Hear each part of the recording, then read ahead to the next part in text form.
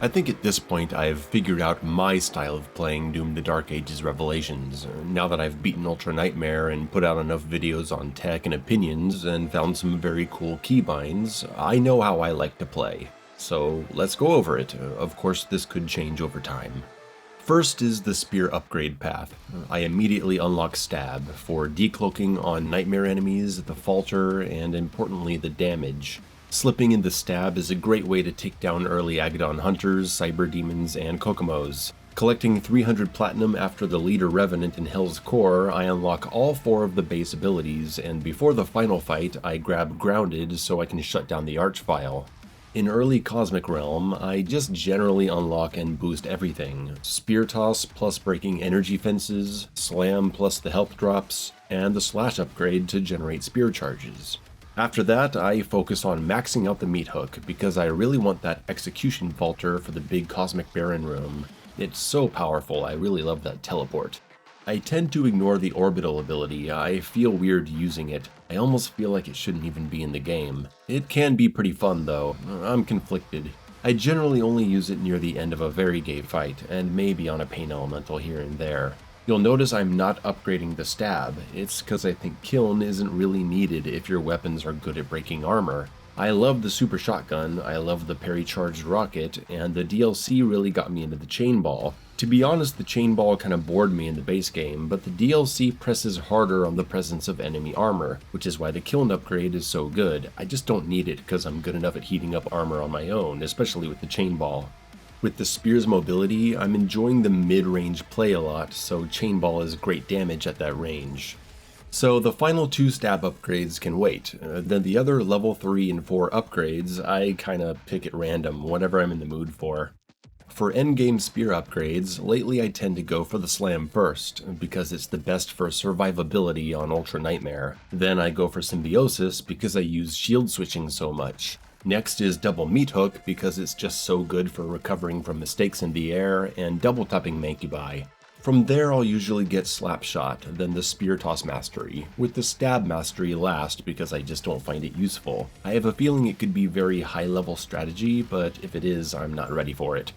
For character upgrades, I go 1 ammo, 2 health, and by Uprising, I max out ammo for the henchman fight and unlock the final armor upgrade before I go in to fight him. I could use the extra health more in that fight, but I prefer to have max armor ready immediately for the end game so I can get that final upgrade where I get armor from glory kills.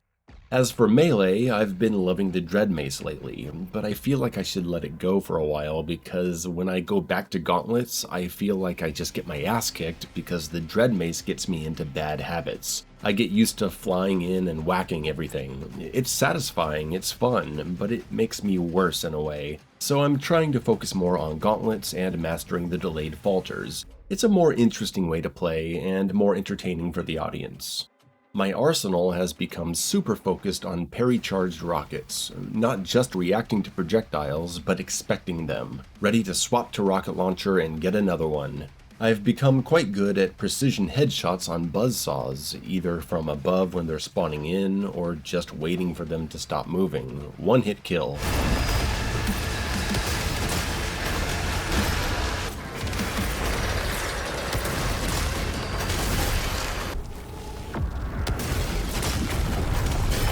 I'm trying to use these rockets as much as possible, and running Kyb's mod with a slightly higher weapon swap speed definitely helps me do that. Yeah, I'm cheating a bit, but whatever, the hard parts of the game are still really hard for me. And now with my dual keybind to switch to the shield at the same time as rockets, this playstyle has become very powerful.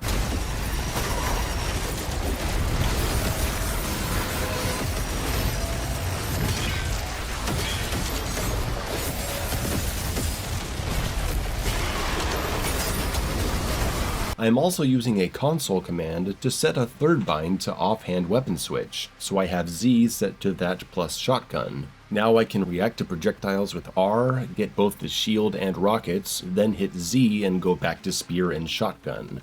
It works really well. Shield rune activation plus charged rockets is some seriously devastating damage. I try to spot the parryables in the Zalgorath fight, and those rockets do a lot. Though if you play like this, you have to keep in mind that projectile parries with the shield do not contribute to spear charges, even with the symbiosis upgrade. So I try to make sure I have a couple charges ready before I do these shield swaps for rune activation. I've been obsessed with reintegrating the shield in ways that complement the spear's dynamic playstyle. If I overshoot my meat hook swing, I toss the shield or fly in with a shield bash. Shield bash is still the ultimate shutdown of revenants, and they are everywhere in this DLC.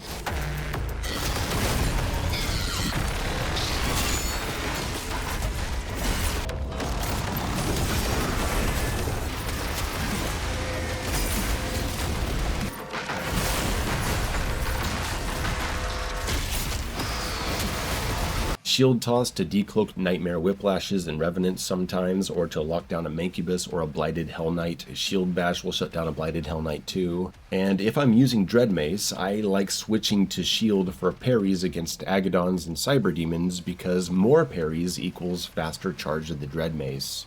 I switch to shield when I'm out of dashes trying to escape a hairy situation, and a lot of times I'll actually parry on my way out by accident. And I'll cover myself with a block when scavenging for health. Shield bash to fly super fast and safe to a healing zombie. I mainly stick to daggers as my shield rune because the damage is just insane. Combined with these charged rockets, nothing can stand it. But since I don't use the flail, sometimes I'll switch to ground fissure for the armor stacking if I get low on health. Back to guns, I love the SSG and chainball lately, but I'm also using a good deal of combat shotgun, because it's my only armor source. I have a few ways of smoothly integrating it. When going in for the kill, I'll switch to it for a single shot to get some armor. When a group of enemies is all together, I'll spray it and get armor from everyone. I'll switch to combat shotgun at the halfway point versus a cyber demon. I'm still in love with the cycler and spreading shocks and falters to everyone, but it's been frustrating to see the shock transfer fail so much in the DLC. I'm still using it anyway.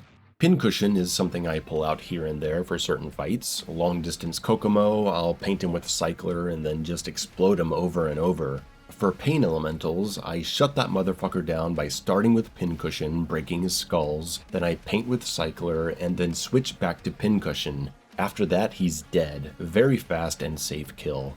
I also use Cycler and Pincushion versus Merrick. It's comfortable, it's effective, and I tend to stick to the shield for parrying so I can get more dread maces. The Henchman is a fight I prefer to play grounded, shield parries and just slowly strafing, Cycler shock and then Chainball, which does huge damage to him, Dread Mace at a distance because it sucks you in from pretty far and that way you can avoid triggering his defensive AoE blast. When the skulls appear, I use a quick spear slam to eliminate them all.